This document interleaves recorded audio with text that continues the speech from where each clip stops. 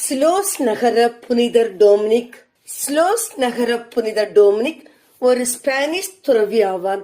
இவர் மடாதிபதியாக பணியாற்றிய Saint டாமிங்கோ D ஸ்லோஸ் துறவு மடம் இவருக்கு அர்ப்பணிக்கப்பட்டுள்ளது.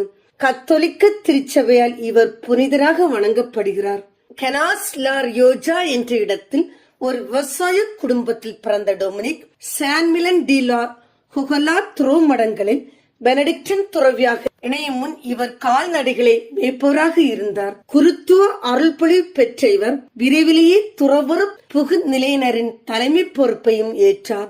ஆனால் சிறிது காலத்திலேயே நவரே நாட்டின் அரசன் 3ஆம் கார்சியா சன்சஸ் அவரையும் அவரது 2 சகோதுறவிகளையும் அங்கிருந்து விரட்டிவிட்டனர். காரணம், துறவு இல்ல நிலங்களை கையகப்படுத்தும் அரசின் திட்டங்களுக்கு இவர்கள் எதிர்ப்பு தெரிவித்ததே ஆகும்.